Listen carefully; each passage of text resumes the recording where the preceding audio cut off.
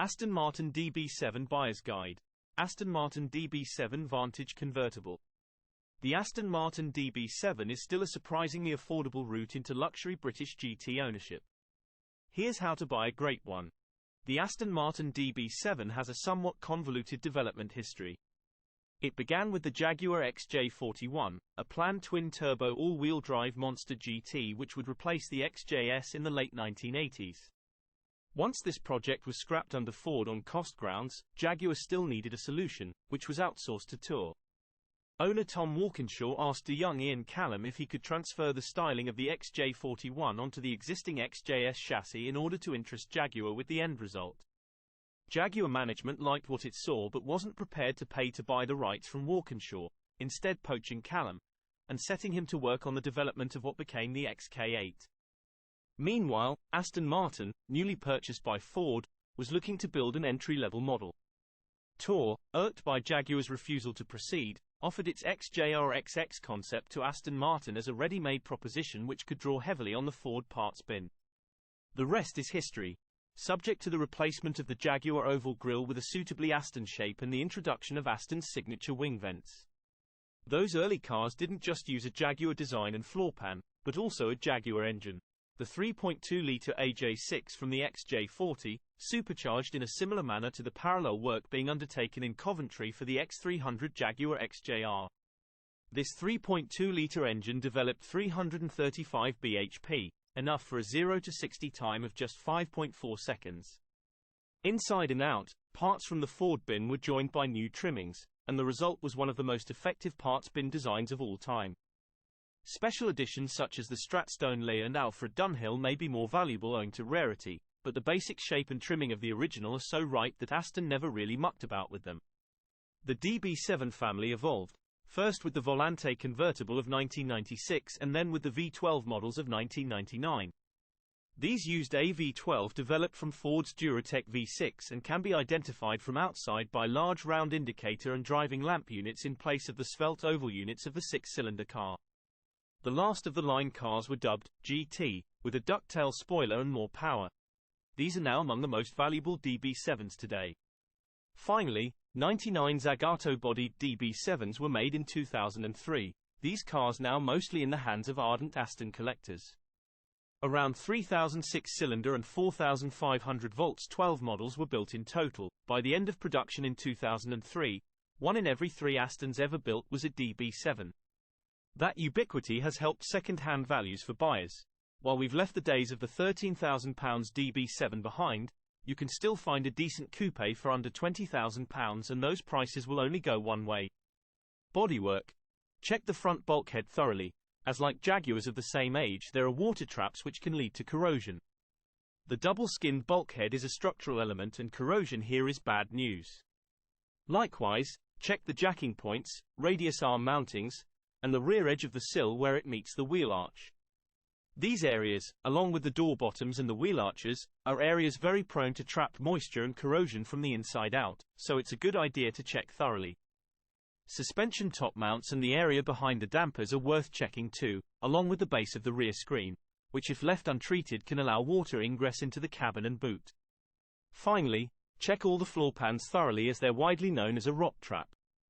Six-cylinder examples have better rust-proofing than V12s, though the chassis legs will also need checking on Vantage models. Finally, check thoroughly for crash damage. Check the panel gaps, these should be even, albeit not as even on the earliest cars as on later models. The wings, boot lid and bonnet were made from composite until 1997, when a steel bonnet was fitted. Any poor paintwork finishes on these panels are giveaways of a hasty respray.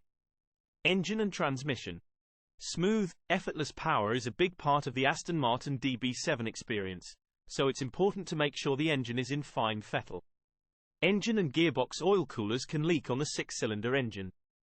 Timing chain tensioners can fail, so keep an ear open for rattling, or for mooing, upon startup. The Eaton supercharger is reliable if kept oiled, but the works prepared bigger intercoolers can fail leading to overheating. Supercharger belts should be renewed every 30,000 miles and a loss of power could mean it snapped.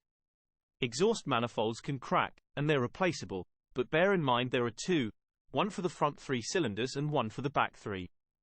Generally speaking though, the 3.2 is as reliable as the Jaguar AJ6 engine upon which it's based, so you're unlikely to have significant trouble if you buy a 3.2. An added bonus is that they can be serviced and maintained by Jaguar specialists, which tend to come cheaper than Aston Martin specialists for the same work. The V12 is prone to collapsing coolant hoses and radiator thermostat failure. All need regular coolant changes as they're all alloy engines, but bear in mind that a V12 requires oat coolant. Don't put glycol in, as the two will react and form a gunge which will clog the cooling system. Like the 6-cylinder, the V12 is generally reliable, and specialists used to later DB9s and Vanquishes are capable of looking after the DB7 with ease. Both the 3.2-litre and V12 models came with a choice of manual or automatic transmissions, though the likelihood is that you'll end up with an automatic purely due to numbers built. The 3.2-litre Aston Martin DB7 uses, broadly speaking, the same gearboxes as used in the Jaguar X300 XJR.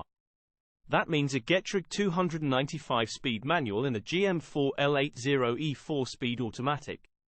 Both are harder units in operation, though too many full-bore starts in the automatic could wreck the shift solenoids. It's better to drive it like the GT it is. Parts are easily sourced to rebuild both units if you find yourself in difficulty. The V12 models each gained a gear, with a Tremec T56 6-speed manual and a ZF5 HP30 automatic being used. The automatic was also used in the Bentley Arnage Green Label, while the manual was developed for the Dodge Viper, proof if it were needed that it's hardy enough for the Aston Martin DB7. Again, neither unit should give serious trouble. Suspension, steering and brakes. Uneven front tire wear can be caused by incorrect steering geometry. It may just need tracking, but it could be a sign of accident damage. Wheels are prone to buckling too, especially the wider rears of the Vantage. Walk away from a 6-cylinder with V12 wheels, as the change in offset affects the handling. Make sure they're all on the right tires. Unidirectional tires are what the car was designed for, ideally Bridgestones. The driving dynamics package allowed owners to upgrade suspension, brakes, wheels and bodywork, or a mixture of parts. The suspension and braking components are desirable extras. The bodywork we'd leave to your personal taste. Rear brake pads on the early cars are shared with the Jaguar X300, which can represent a saving. Sadly, the rest of the braking system is Aston's own, with no clear savings to be made. Many owners in addition have fitted upgraded brakes over the years. If this has been done, ask to see receipts to be sure of exactly what you've got. Apart from that, it's a relatively simple system by 1990s standards. So just make sure the ABS works, make sure the brake lines are in good condition, and check for warp discs on the test drive. Interior and trim. Walnut and leather are the order of the day inside the DB7. These can be retrimmed easily enough, should there be any damage.